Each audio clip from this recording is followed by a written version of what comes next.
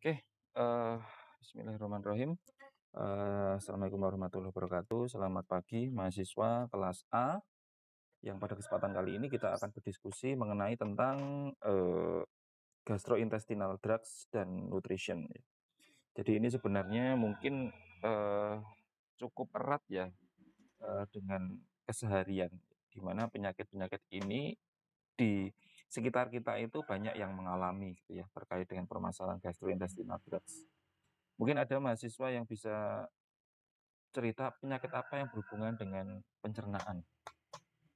Apa saja kira-kira yang Anda ketahui?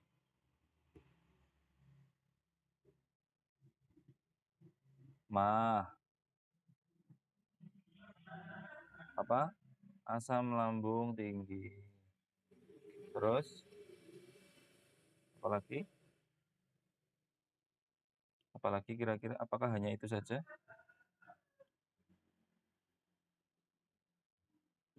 Apa? Diare, betul. Terus lawannya diare, usus buntu. Oke, banyak ya permasalahan gastrointestinal. Mungkin eh, kita tidak akan membahas semuanya, tapi kita akan membahas yang apa namanya, yang paling banyak terjadi gitu ya, dengan berbagai macam jenis obat yang bisa diberikan serta interaksi nutrisi yang bisa terjadi. Oke, tadi sudah berdoa ya, semoga kita selalu diberikan ilmu yang bermanfaat dan juga bisa dibagikan kepada orang-orang di sekitar kita semua. Oke, kalau kita bicarakan tentang gastrointestinal tract atau saluran pencernaan ya, itu sebenarnya ibarat kita membicarakan tubuh yang lain.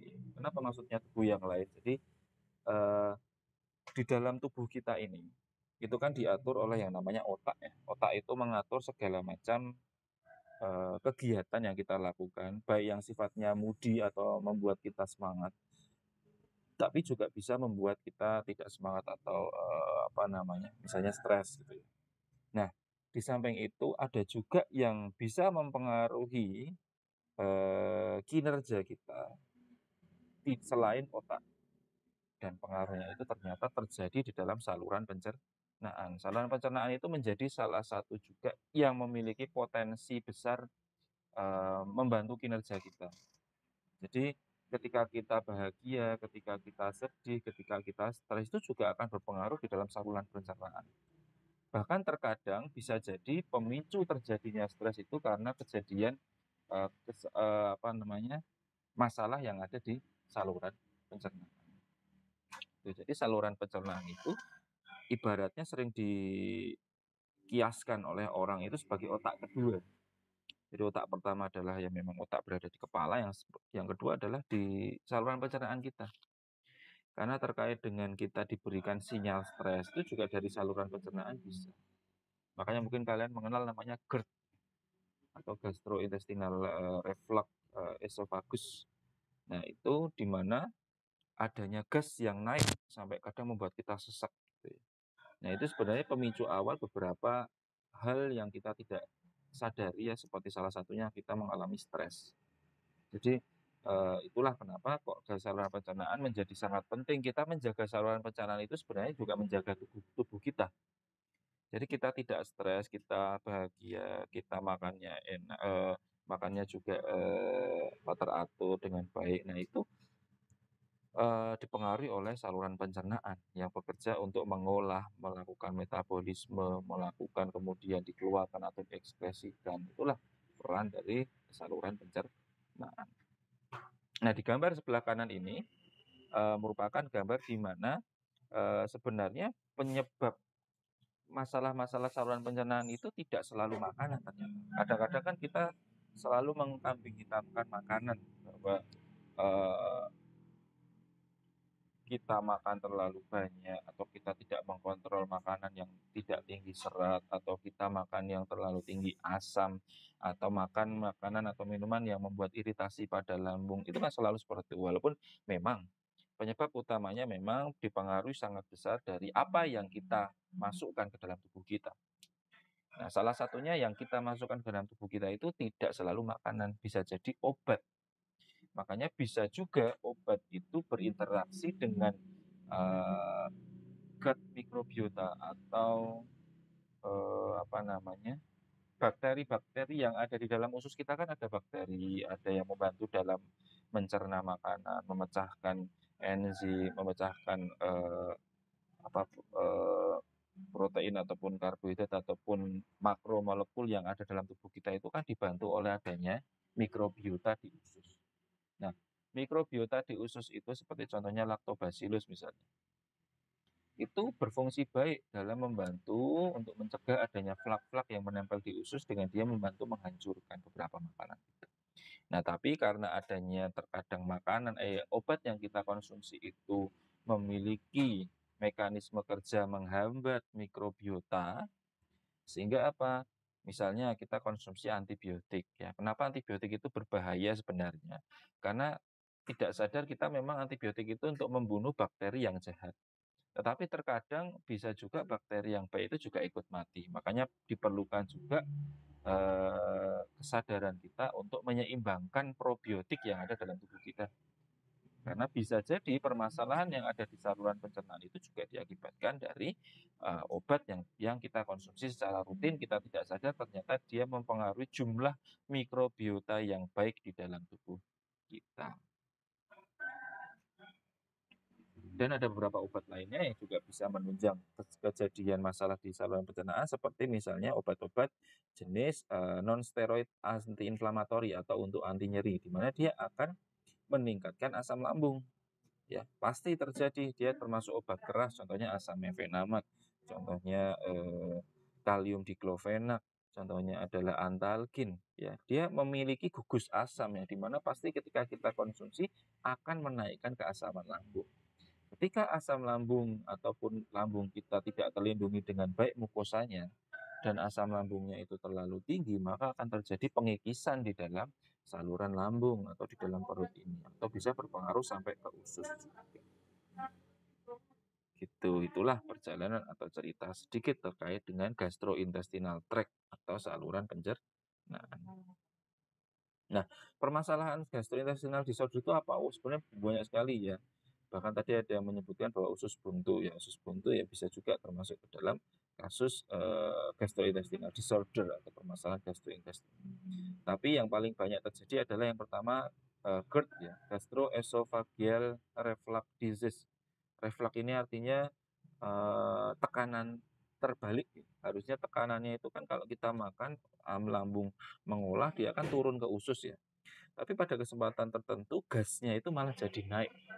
Maka kita kadang kok besek ya. Kalau bahasa Jawanya besek gitu, kayak sesek gitu, tapi seseknya bukan karena sesek asma ya, tapi sesek karena kok kayaknya di perut kok nggak enak ya. Nah, itu karena asamnya naik. Dan nanti ada penjelasannya terkait dengan GERD. Lalu peptic ulcer ini di mana terjadi iritasi pada lambungnya. Terus duodenal ulcer pada ususnya, nausea atau mual muntah, pusing ya. Terus emesis ya, mual-mual atau irritable bowel syndrome itu juga termasuk diare dan juga konstipasi itu termasuk permasalahan gastrointestinal. Nah, ini perut ya ataupun lambung yang dimana lambung ini ya itu tadi disebut sebagai salah satu disebut otak kedua ya, otak kedua di mana dia mengatur ketika kita terlalu banyak konsumsi dengan makanan yang tidak seimbang dengan keasaman yang lebih tinggi dibandingkan dengan posisi kita seharusnya mengkonsumsi makanan itu menjadi akan masalah di dalam lambungnya. Bahwa lambung itu kalau secara gambar sepertinya kok hanya seperti itu, tapi ternyata dia tersusun dari beberapa layer ya. Ada layer yang sifatnya berotot ya, longitudinal muscle layer. Ada yang layernya itu sifatnya overlying di dalam mukosa, jadi yang melapisi mukosa. Jadi ada berlapis-lapis sebenarnya. Dan di atas ini ada esofagus. Nah, di sini tuh harusnya ada kuncinya di dalam esofagus itu. Jadi makanya harusnya permasalahan GERD itu, kenapa GERD itu bisa terjadi? Karena di dalam lambung itu asamnya terlalu tinggi, dia tidak diberikan obat, terus kemudian kalau dia tidak dikeluarkan asamnya maka akan terjadi pengikisan di dalam lambung mengakibatkan ulcer ya, ulcer peptik ya. Nah, sehingga tubuh kemudian melakukan controlling dengan cara, yuk kita buka saja saluran esofagusnya, sehingga gasnya itu menjadi naik. Akhirnya tubuh memiliki respon, ini kok asam lambung saya naik, gitu, ada rasa sesek besesek gitu, nggak enak. Kadang dilanjutkan dengan persoalan cemas, takut, seperti itu. Nah ini terkait dengan dinding ya, stomach lining basic ya, dimana kenapa kok dia secara bentuknya itu sebenarnya kalau secara baiknya itu lambung itu memang diusahakan untuk tetap dalam keadaan asam. Hanya saja asamnya itu dalam kondisi terkondisikan gitu ya, tidak dalam posisi asam yang terlalu tinggi. Jadi di situ ada peran juga beberapa enzim ya, seperti pepsin yang dimana dia juga mengatur dalam proses metabolisme, proses menghancurkan makanan yang masuk ke dalam lambung. Gitu. Nah, yang perlu kita tahu juga ini, keasaman lambung itu juga dipengaruhi seberapa kita wajarnya dalam mengunyah makanan. Makanya kan ada ya hadisnya apa ya, kalau tidak salah, mungkin kalau saya keliru bisa direvisi. Tapi intinya ada anjuran di mana kita harus mengunyah itu beberapa kali gitu ya, atau menurut anjuran dokter itu berapa kali mengunyah untuk dia bisa menjadi bolus atau makanan yang siap untuk ditelan. Karena kadang-kadang kita baru nyam langsung ditelan. Nah, itulah kadang-kadang makanan yang dia belum siap untuk masuk ke lambung, kemudian dia masuk ke lambung, nah itu yang bisa menyebabkan beberapa permasalahan di lambung, termasuk ketidakseimbangan keasaman itu. Nah ini ya termasuk gastric gland ya, ada di apa namanya, yang memicu kemudian di mana dia mengeluarkan asam lambung, itu juga ada secara anatomi seperti ini ya bentuknya ya, ada surface lapisan-lapisan mukosa, ada submukosa, ya, ada muscularis externa, di mana itu ada layer yang sungguh sangat tebal ya, gitu ya. Tapi yang terjadi biasanya kejadian pengikisan asam lambung itu terjadi pada bagian surface epitel ini. Jadi pada mukosa yang paling yang berada di lapisan yang lambung. Biasanya dia terkena peradangan itu bagian ini. Karena sudah tidak mampu menampung keasaman yang terlalu tinggi, terus kemudian dia akan seperti rusak gitu ya, seperti ada radang. Kita bisa bayangkan, kita tangan saja misalnya kena luka sedikit saja, tangan bagian luar ya, itu perihnya luar biasa, apalagi kalau lambung kita yang ada radang gitu. Penyembuhannya menjadi lebih lama gitu. Walaupun secara alamiah sebenarnya nantinya lambung akan terlapisi karena ada proses apoptosis juga ya, atau pergantian jaringan harusnya bisa. Tapi kalau asamnya terus-menerus terjadi, maka radangnya akan terus-menerus juga terjadi, sehingga harus dilakukan normalisasi dengan pemberian beberapa obat.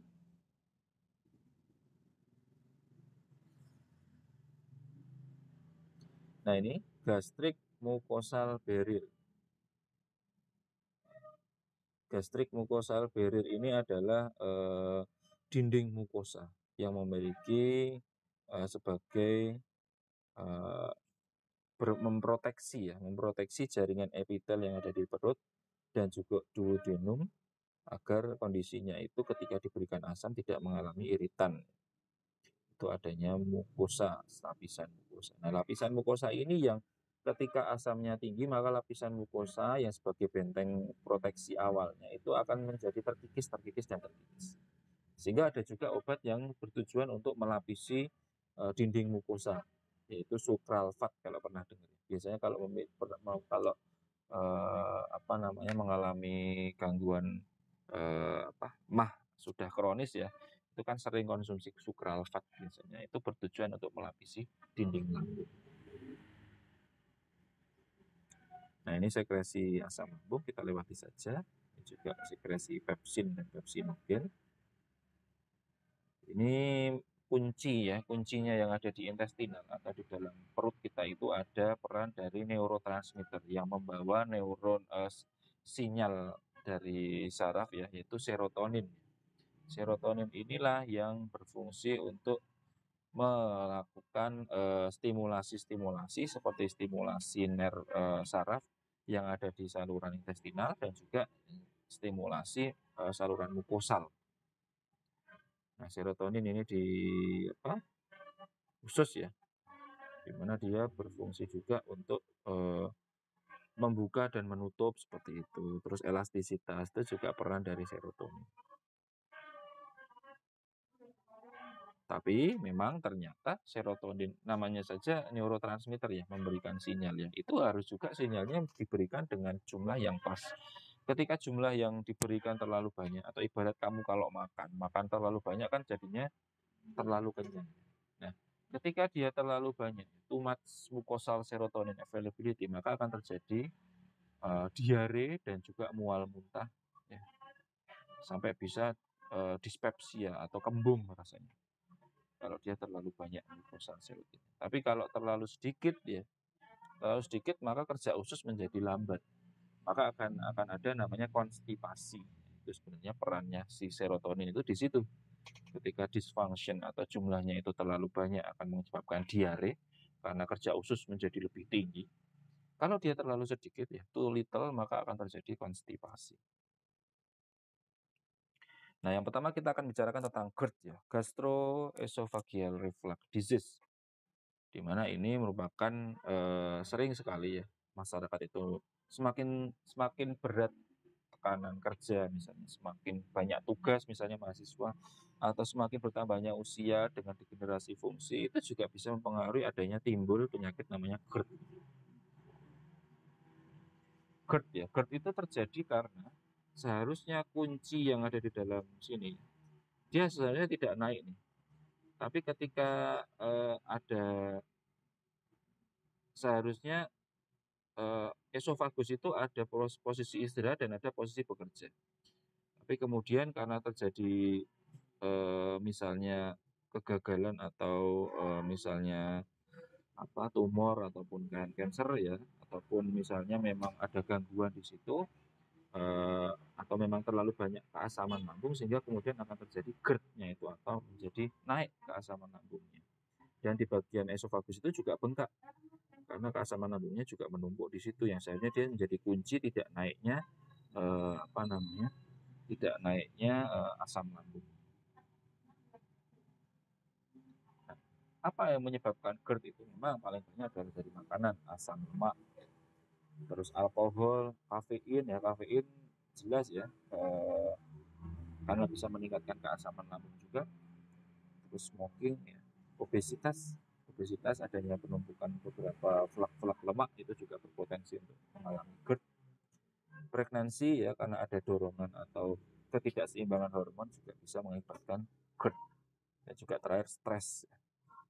Dan itu bisa menjadi kronis kalau tidak disembuhkan segera gitu. Dan ini stres juga menjadi salah satu penentu utama ya. Kadang kalau kita sudah selesai stresnya, nggak jadi asam lambung lagi gitu. Karena kita nggak sadar ternyata ada masalah yang tidak selesai dalam pikiran kita.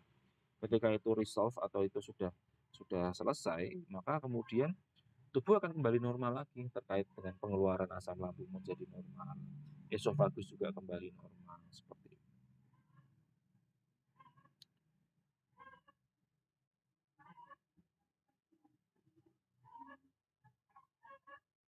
Oke.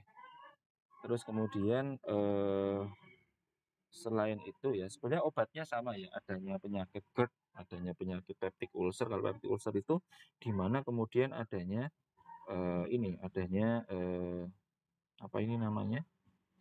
peradangan ya, ulcer peradangan. Itu karena apa? Ternyata 95% penyebab peradangan pada lambung itu karena adanya bakteri namanya H. pylori. H. pylori itu Helicobacter pylori bacteria. Terus yang lain bisa karena obat-obat peradangan atau obat-obat untuk nyeri seperti aspirin dan NSAID itu juga bisa meningkatkan keasaman lambung. Terus bisa juga karena sekresi tumor pada pankreas ataupun yang lainnya sekitar 5% kejadian. Yang kedua penyakitnya bisa jadi GERD itu juga timbul karena adanya peradangan. Tapi kadang peradangannya kecil kita tidak merasakan nyeri, sakit. Tapi ada yang Kalau sudah sampai peradangan yang luar biasa itu dia sampai rasanya nyeri, nggak bisa berdiri, itu juga ada.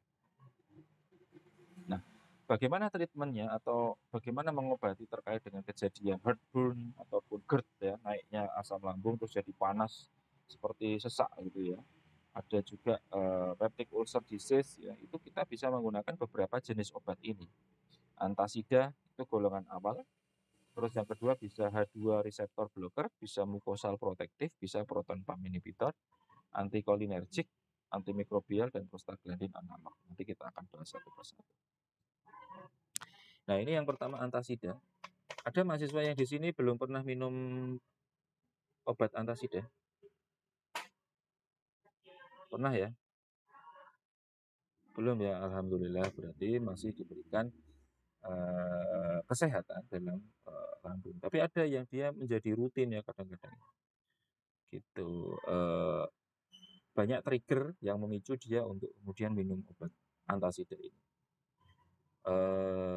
Dan dia merupakan pertolongan awal untuk kejadian baik GERD awal ataupun keasaman lambung yang baru pertama kali. Itu sebaiknya diberikan obat yang untuk menormalkan asam lambung, yaitu contohnya obat seperti antasida atau Promah, Milanta, terus Polisilen, dan obat yang lain. Kira-kira tahu nggak untuk obat yang tablet itu cara minumnya seperti apa kalau untuk antasida? Kenapa kok dikunyah, nggak ditelan? Ada yang tahu? Kenapa kok dia dikunyah, tidak ditelan?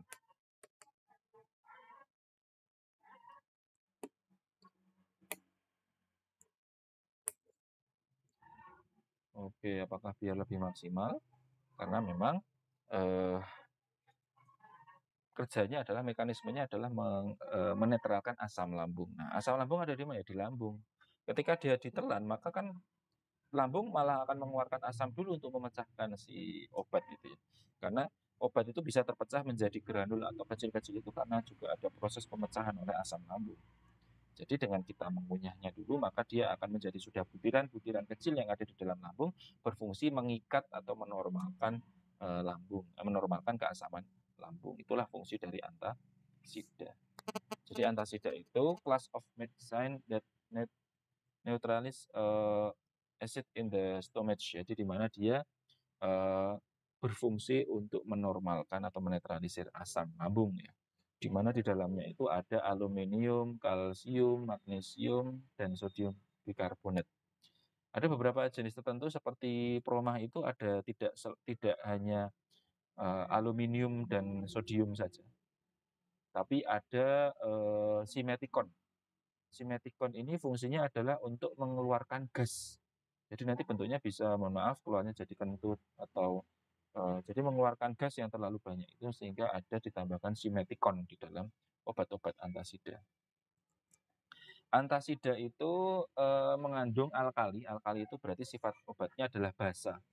Sifat obat yang basa itulah yang kemudian dia secara kimia untuk menetralisir asam lambung yang terlalu tinggi, mencegah atau mengurangi resiko kerusakan pada dinding usus, dinding esofagus dan dinding perut, dan mengurangi nyeri. Antasida juga menghambat pepsin karena pepsin di sini adalah enzim yang dimana menyebabkan reflux asid ya, atau adanya keasaman lambung yang meningkat, itu juga ada peran dari pepsin. Nah ini ya, bagaimana antasida berperan ya? Antasida berperan itu dengan cara dia masuk obatnya, asam lambung yang terlalu tinggi itu kemudian dinetralisir. Dinetralisir dengan obat yang sudah dikunyah tadi, itu antasida. Nah, bagaimana interaksi makanan dengan antasida?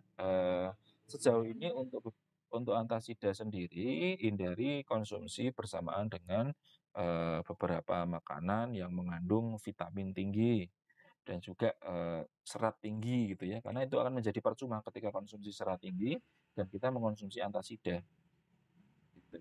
Contohnya adalah bran and whole grain breads, dan juga jelas jangan mengkonsumsi minuman yang meningkatkan keasaman lambung seperti citrus fruit atau jus jeruk misalnya, Coca-Cola ya, atau beberapa makanan yang bisa meningkatkan keasaman lambung atau makanan berkarbonasi misalnya. Tidak diperbolehkan konsumsi bersama dengan antasida. Selain itu, antasida juga dapat membuat makanan enteral ya seperti tadi contohnya yang tinggi serat, menyebabkan terbentuk sumbatan dalam saluran esofagus ya. Makanya untuk makanan-makanan yang sifatnya enteral tadi diberikan terpisah selang waktu 2 jam. Dan ingat antasida ini cara minumnya adalah dikunyah sebelum makan. Artinya apa? Kamu konsumsi antasida ini setengah jam sampai 1 jam, konsumsi antasida dulu baru setengah jam sampai 1 jam kemudian baru makan.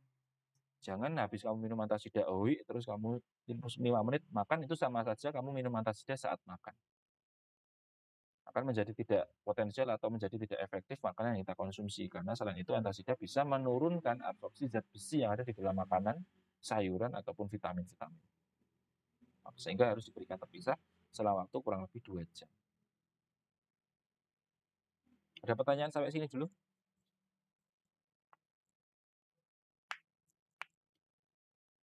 Ada pertanyaan? Saya lanjutkan dulu ya. Oke. Terus selanjutnya jadi pertolongan pertama itu ketika kita kena MAH atau radang lambung ataupun GERD ya, itu memberikan antasida. Ketika antasida aduh nggak bisa ya, kita bisa memberikan dengan kombinasi ataupun kita bisa ganti obatnya dengan yang namanya histamin H2 reseptor blocker. Ini adalah dia menghambat mediator histamin yang mengeluarkan asam lambung.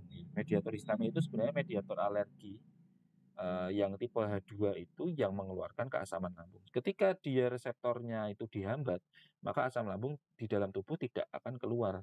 Seperti itu. Nah, contohnya obatnya ada simetidin, famotidin, ranitidin, atau nizatidin. Nah, untuk yang golongan histamin ini, dia salah satu golongan obat saluran pencernaan atau gastrointestinal yang paling banyak diresepkan. Paling banyak sekali. Bahkan kamu mual muntah datang ke rumah sakit kadang diberikan ini juga, disuntikkan ranitidin misalnya. Karena dia mengobati gejala dan kondisi yang dimana disebabkan oleh produksi asam lambung yang berlebihan. Kadang kita mual muntah itu juga karena bisa jadi GERD juga bisa, atau kita memang adanya reflux sehingga kita mual muntah di situ. Nah, itu kita bisa kurangi dengan pemberian ranitidin juga. Nah, bagaimana mekanisme kerja ranitidin itu tadi ya? Ranitidin itu bekerja dengan mencegah pelepasan histamin dari sel mirip enterokromafin. Jadi dengan dia histamin yang bekerja pada sel parietal di dekatnya, histamin adalah salah satu dari banyak elemen independen yang bertanggung jawab untuk mengaktifkan pompa proton. Jadi histamin itu mediator, salah satu mediator yang ada dalam tubuh, mediator alergi sebenarnya. Dengan ketika dia dikeluarkan terlalu banyak di dalam tubuh kita, maka dia akan kemudian mengaktifkan pompa asam yang ada di dalam sel parietal. Dengan kemudian dihambat histaminnya, maka produksi asam lambung atau protonnya juga berkurang dalam tubuh. Nah, antagonis H2 membatasi produksi asam, sedangkan penghambatan pompa protonnya itu dilakukan oleh obat yang namanya PPI yang akan kita bahas selanjutnya. Jadi kalau ini yang dihambat adalah proses reseptornya yang menyebabkan meningkatkan kerja dari si pompa proton. Itu yang dihambat kalau dengan si ranitidin ini. Nah, bagaimana interaksi makanan dan agen H2 reseptor blocker atau ranitidin yang saya contohkan? Itu hati-hati ketika untuk ibu hamil yang konsumsi rutin asam folat. Karena dia bisa menghambat absorpsi dari si asam folat. Sehingga seharusnya dia sudah dibutuhkan di tubuh ataupun janin, menjadi lebih lama proses absorpsinya karena dihambat oleh ranitidin itu tadi. Selain itu juga ranitidin bisa menghambat atau mengurangi absorpsi dari zat-zat besi yang kita konsumsi. Yang ketiga juga bisa mengurangi bahkan bisa menghilangkan absorpsi dari vitamin B12. Vitamin yang cukup dibutuhkan oleh saraf dan tubuh kita untuk maintenance imunitas dalam tubuh kita, tapi juga bisa dihambat itu karena konsumsi ranitidin. Sehingga jangan konsumsi bersamaan dengan ranitidin. Contohnya susu dan daging yang banyak mengandung B12. Jadi jangan bersamaan. Jadi kalau habis konsumsi ranitidin ya diberi jeda itu tadi 1 jam kurang lebih agar mencegah adanya pengurangan absorpsi dari si makan. Terus yang ketiga ada golongan PPI atau proton pump inhibitor. Nah, ini golongan ketiga. Jadi misalnya kamu tidak selesai antasid masih mual, masih asam lambung tinggi, dengan ranitidin masih asam lambung tinggi, biasanya kita kemudian diberikan untuk golongan PPI. PPI ini adalah proton pump inhibitor. Kerjanya adalah dia menghambat pumping. Jadi kan adanya asam lambung dalam tubuh kita itu kan karena ada pompa asam di dalam lambung juga. Yang dihambat adalah si pompa asam itu, jangan sampai bekerja mengeluarkan si asam. Contohnya obatnya omeprazol yang terkenal ya, pantoprazol dan lansoprazol. Omeprazol ini golongan pertama yang sering diresepkan, tapi karena dia memiliki efek samping yang juga hati-hati ketika digunakan dengan kondisi pasien tertentu, maka biasanya diganti dengan lansoprazol obatnya. Tapi memiliki mekanisme kerjanya sama, jadi di mana dia adalah selektif proton pump inhibitor, di mana dia menghambat produksi dari si pompa di dalam tubuh, pompa si asam itu tadi. Sehingga menyebabkan karena pompanya dihambat sehingga asam lambung yang ada di dalam lambung itu kemudian juga tidak akan bertambah. Pak, bagaimana kalau dengan kombinasi? Bisa, kadang dokter juga memberikan resep kombinasi tapi tidak diberikan secara langsung. Hati-hati karena ketika diberikan secara langsung maka akan terjadi efek yang antagonis karena dia akan bersaing sama-sama, yang satu mengurangi asam lambung, yang satu menghambat si pompa proton ini. Ya, takutnya malah akan jadi ada jeda. Kalau misalnya dia dokter diberikan omeprazol sama antasida misalnya, dikasih jeda kurang lebih setengah jam baru konsumsi obat yang lain. Misalnya omeprazol dulu, setengah jam misalnya asamnya masih kerasa, minum antasida untuk mengurangi asam lambung. Jadi pertama pompanya dihambat dulu, habis itu baru dikurangi keasaman lambung yang sudah terlanjur meningkat dengan pemberian antasida. Nah, bagaimana interaksi dengan makanan? Itu sama ya seperti yang ranitidin, dia bisa berikatan dengan vitamin B12 sehingga hindari konsumsi yang dekat atau bersamaan dengan makanan yang mengandung B12, contohnya susu dan daging. Dan jangan makanya untuk lansoprazol ini atau omeprazol ini sebaiknya minumnya sebelum makan dengan jeda kurang lebih setengah jam sampai 1 jam. Karena apa? Karena ketika dia dikonsumsi bersamaan dengan makanan ya, ini ada apa contohnya. Jadi kalau omeprazol dikonsumsi saat posisi kita puasa atau lambungnya kosong, maka kadar si omeprazol di dalam plasma darah itu akan meningkat atau akan bisa mencapai kadar maksimum. Tapi ketika dengan makanan, maka akan beberapa obat yang kemudian tidak efektif ya atau tidak akan aktivasi, maka akan menurun juga jumlah kadar obat dalam plasmanya. Sehingga harus ada makanannya dijeda untuk pemberian makanan. Nah, terus untuk golongan yang lain ada menggunakan yang golongan contohnya prostaglandin. Prostaglandin ini adalah jadi yang dihambat itu adalah proses stimulasi di gastrointestinalnya. Jadi dengan kita menghambat jalur stimulasi gastrointestinal, maka kita juga otomatis menghambat peningkatan asam lambung. Yaitu makanya dia termasuk golongan prostaglandin analog. Contoh obatnya adalah misoprostol. Tapi untuk obat jenis ini sekarang ini sudah tidak diberikan. Maksudnya jarang sekali diberikan kalau tidak dengan resep dokter. Karena dia memiliki efek samping yang sangat berat terutama untuk ibu hamil. Dia termasuk golongan obat yang X ya. X itu sangat tidak diperbolehkan diberikan kepada ibu hamil karena langsung bisa menimbulkan abortus untuk obat yang jenis namanya misoprostol. Jadi dia memang sebagai obat untuk asam lambung, tapi ketika dia otomatis pasti terjadi abortus kalau diberikan kepada ibu hamil. Makanya obat ini kadang-kadang banyak ini, mohon maaf ini karena saya untuk membicarakan dengan tenaga kesehatan ya. Jadi ada beberapa orang itu yang datang ke apotek mengeluh mah gitu ya. Dikasih promah nggak mau, dikasih obat omeprazol nggak mau, maunya misoprostol gitu. Katanya keluhannya mah loh, kan ini bisa nih pakai yang ini saja gitu. Oh saya punya mau misoprostol. Setelah punya usut ternyata mohon maaf ada sudah hamil duluan gitu ya. tapi belum menikah misalnya. Nah, seperti itu kadang-kadang ada penyalahgunaan dalam penggunaan obat juga.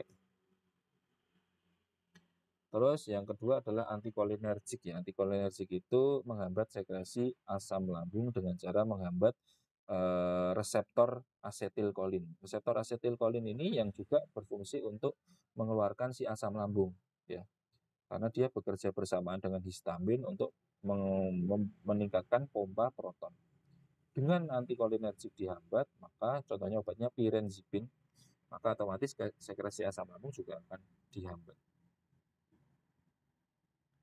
Nah ini ya, ini secara garis besarnya bagaimana proses dia mengurangi asam lambung dengan cara kalau omeprazol dia menghambat pompanya, kalau antasida dia menghambat asam lambung yang sudah terlanjur ada di dalam lambung, kalau untuk simetidin atau ranitidin dia menghambat reseptor yang meningkatkan pompa lambung, termasuk pirenzepin ini juga dia mencegah asetilkolin yang membantu meningkatkan keasaman lambung dengan menstimulasi pompa proton. Intinya sumarinya atau ringkasannya itu secara mudahnya seperti itu. Nah, terus kemudian ada contoh yang lain ya yang bisa kita gunakan untuk protektif ya. Karena bisa jadi lambung kita sudah luka dulu sehingga kita membutuhkan obat yang digunakan untuk melapisi asam lambung. Kalau zaman dulu itu secara turun-temurunnya kita disuruh mengkonsumsi tepung kanji yang dimasak terus kita minum itu. Katanya seperti itu untuk mencegah atau untuk melapisi lambung. Tapi sekarang sudah dibuat menjadi produk farmasi disebut sebagai sukralfat itu contohnya. Mungkin pernah dengar ya. Sukralfat itu zat aktif yang dimana dia berfungsi untuk melapisi atau binding obat dinding mukosa untuk mencegah pengikisan atau iritasi pada lambung. Contohnya adalah sukralfat. Jadi dia memproteksi dinding lambung, kerjanya seperti itu, proteksi dinding lambung atau mucosal protective layer atau barrier. Jadi dia fungsinya memberikan coating atau dinding di dalam pulser atau di dalam lambung sehingga asam lambung itu tidak bisa mengikis lapisan itu tadi atau bisa melindungi si dinding lambung. Oke, sampai sini ada pertanyaan. Jadi itulah terkait dengan permasalahan yang ada di lambung yang sering sekali terjadi. Nanti kita akan bahas untuk permasalahan yang lain setelah. Ada pertanyaan? Oke.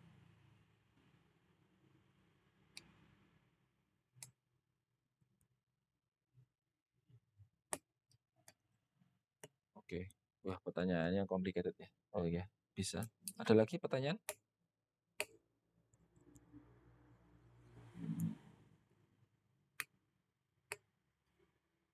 Oke, kram usus ya. Apakah bisa diakibatkan oleh mah? Bisa jadi, bisa tidak ya. Bisa jadi, bisa tidak. Jadi ketika disebut bisa jadi itu bisa diakibatkan karena memang misalnya potensinya usus itu melakukan normalisasi untuk pengurangan asam lambung dengan posisi gerakan usus yang sebelumnya motilitasnya terlalu aktif menjadi tidak aktif. Tapi terkadang menimbulkan masalah baru seperti kram usus itu tadi ya. Atau kram otot usus ya di dalam usus atau di dalam lumennya. Itu bisa saja terjadi walaupun tidak pasti 100% diakibatkan oleh peningkatan asam lambung. Secara genetik juga bisa juga karena konsumsi obat anti ini tadi, misalnya untuk konsumsi beberapa obat yang dia fungsinya adalah contohnya yang dia analog prostaglandin. Analog prostaglandin itu juga dia mengatur dalam proses stimulasi jalur pencernaan. Nah, ketika dia distimulasi untuk mencegah jalur pencernaannya untuk menjadi lebih lancar, nah itu bisa terjadi akumulasi di dalam tubuh kita menyebabkan adanya si kram usus itu tadi. Gitu Mbak jawabannya. Bisa jadi berhubungan, bisa jadi tidak langsung berhubungan. Oke, ada lagi pertanyaan?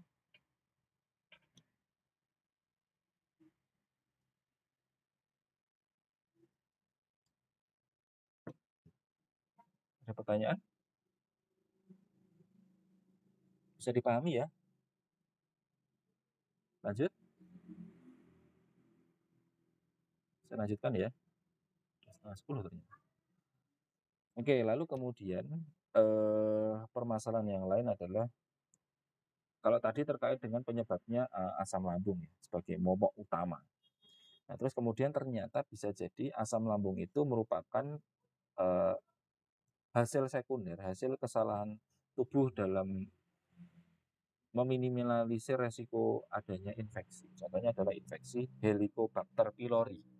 H. pylori ini memang khusus bakteri yang dimana dia menyerang sel epitel di dalam perut dan usus 12 jari yang dimana dia menyebabkan luka, damage to the cell, ya, sehingga dia kemudian eh, mengeluarkan enzim yang degradatif, racun, sampai kemudian bisa self destruktif, atau si tubuh mengenali si jaringan usus kita itu sebagai jaringan usus yang harus dimatikan sehingga dirusak sendiri atau menjadi autoimmune disease atau self destructive imun. Itu bisa karena adanya bakteri ini, Helicobacter pylori.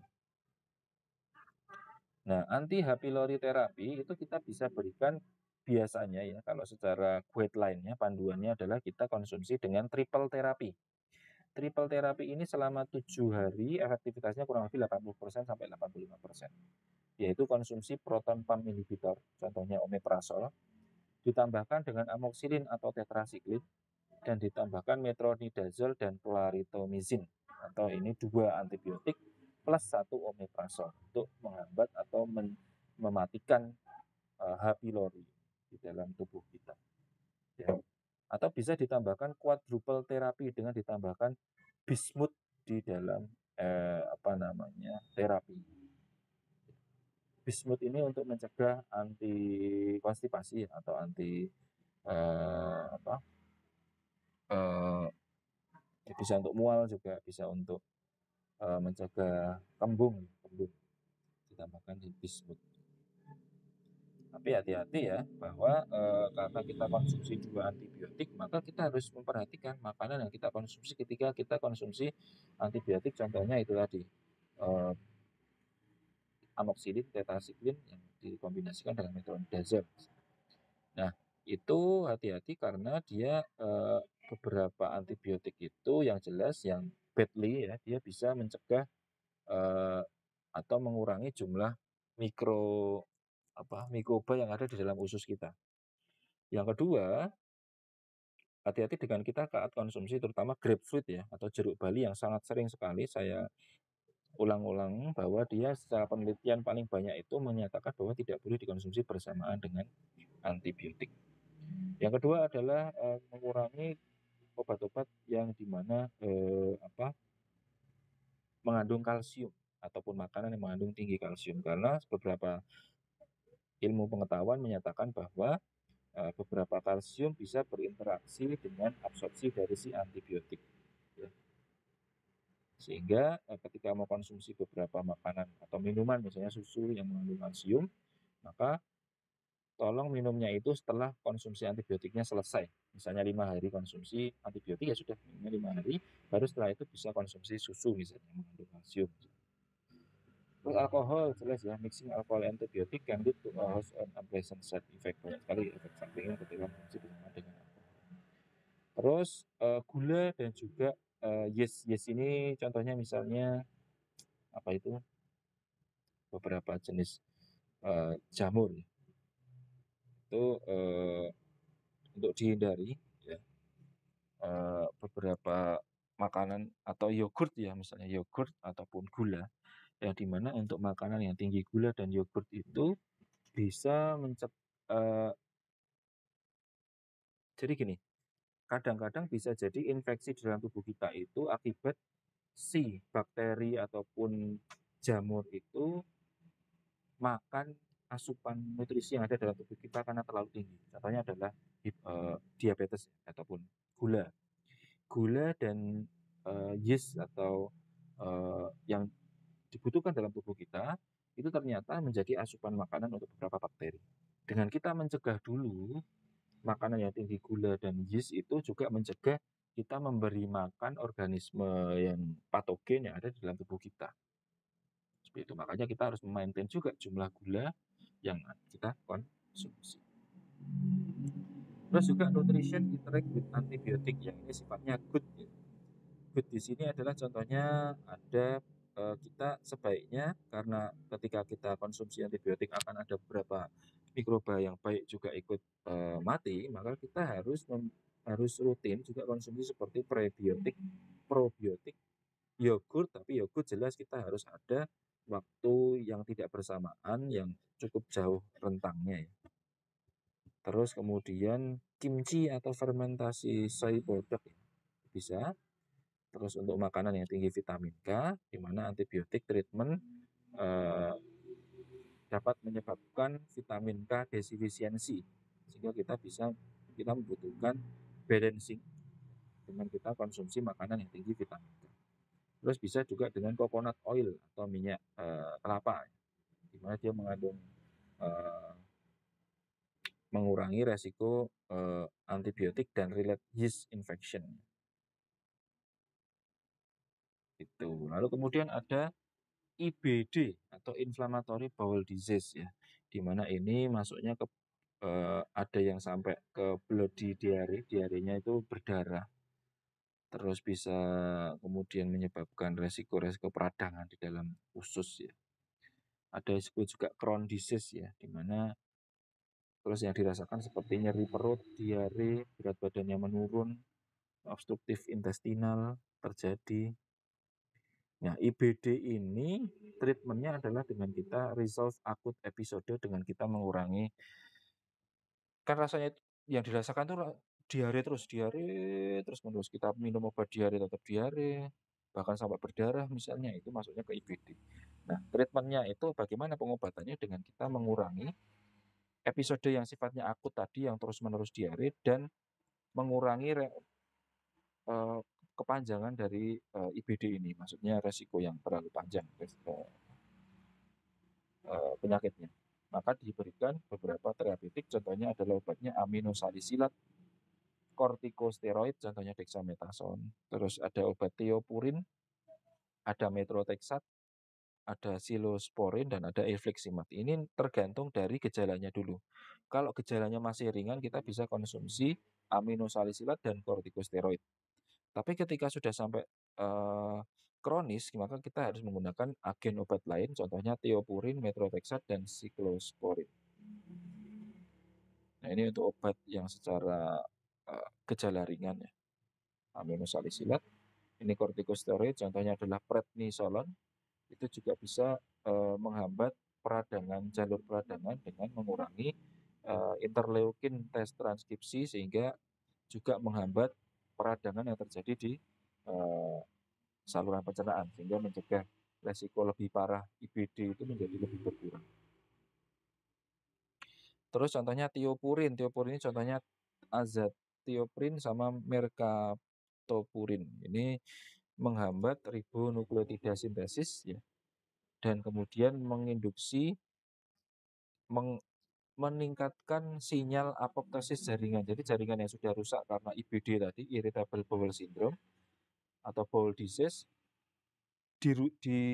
digantikan dengan jaringan yang baru, dengan cara kita meningkatkan T-cell apoptosis. Jadi dengan tubuh kita memakan proses fagositosis jaringan yang sudah rusak, dimakan sendiri, maka kemudian digantikan dengan jaringan baru menggunakan yang golongan thiopurin ini.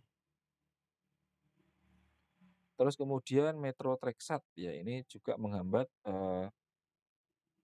dihidrofolat reduktase. Ini juga salah satu agen untuk IBD tadi. Infliximab juga sama. Terus kita masuk ke dalam konstipasi. Apa sih konstipasi? Konstipasi itu gimana? Dia kesulitan dalam BAB, sudah 3 hari tidak BAB, bahkan buang mohon maaf, kentut saja tidak bisa misalnya.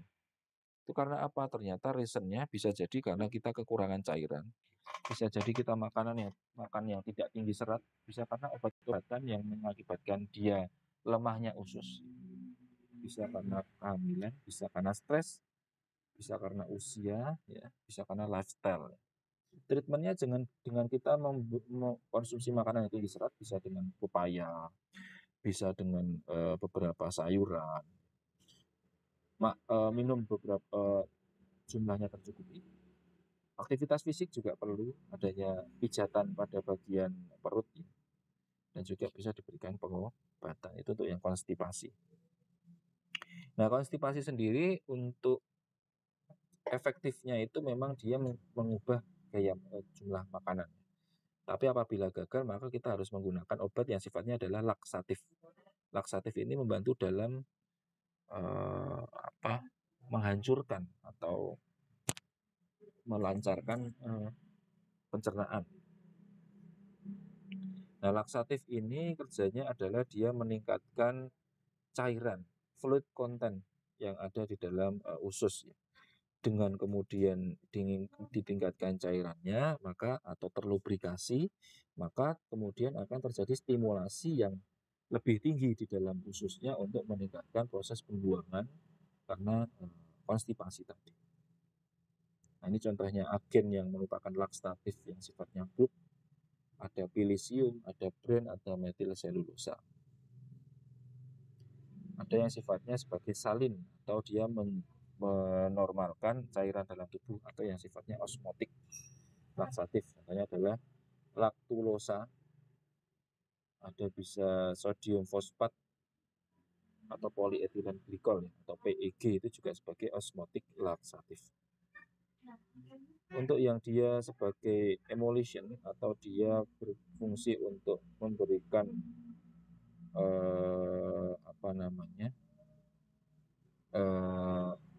lubrikasi, memberikan diminyaki lah istilahnya bagian ususnya yang sulit untuk mengeluarkan makanan yang tersisa dalam tubuh kita, itu diberikan lubrikan dengan contohnya obatnya docusat sodium. Itu yang paling sering kita juga bisa menggunakan yang sifatnya iratan atau stimulan, dengan kita meningkatkan motilitas intestinal. Jadi ususnya itu kerjanya yang biasanya 1 kali jadi 3 kali gerakan untuk mengolahnya. Kita bisa contohnya menggunakan yang obat-obat jenis bisakodil, contohnya adalah dulkolak. Dulkolak ini ada yang diminum tablet, ada yang supo, atau yang sekarang yang terbaru ada mikrolak bentuknya gel. Terus ada yang sifatnya herbal, ya, menggunakan laksing, di mana menggunakan ekstrak sena dan lidah buaya. Nah, ini beberapa contoh laksatif, kerjanya adalah dengan dia meningkatkan kerja dari si usus, ya, untuk membuang obat itu, gangguan konstipasi.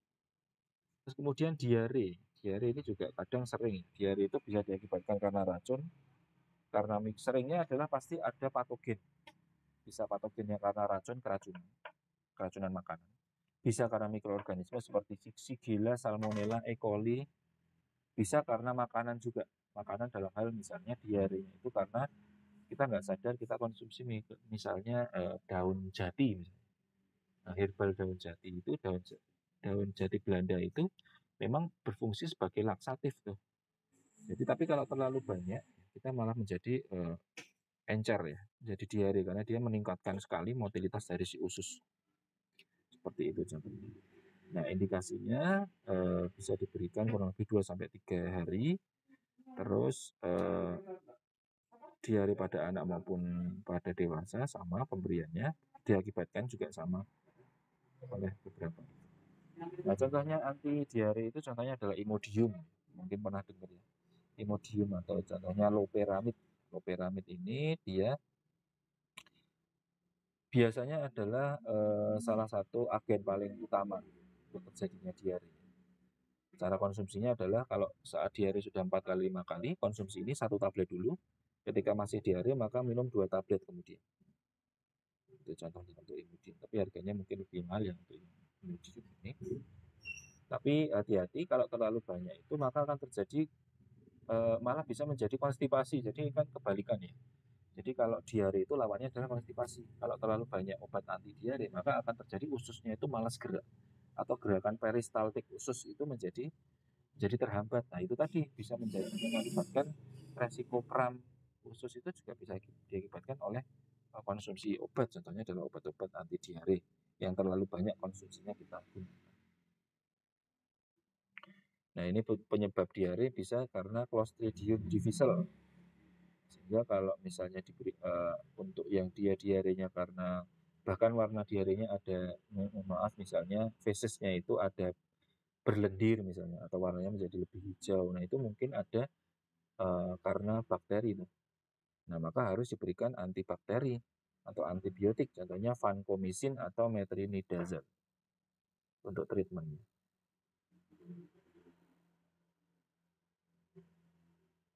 Terus ini antiflatulen ya. Antiflatulen ini kamu kembung, mohon maaf, kentat-kentut saja tapi perutnya mulus tapi nggak kenapa-kenapa.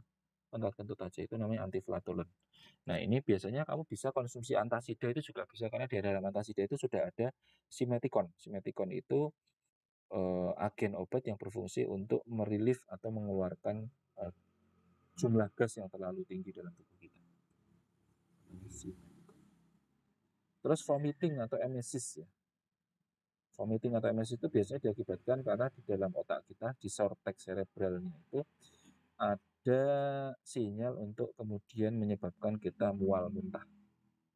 Makanya kalau kita misalnya mohon maaf ada gangguan di otak itu juga kadang awal-awalnya kita mual muntah, pusing seperti itu ya. Atau misalnya yang punya sering gejala mabukan misalnya, itu bisa jadi karena itu.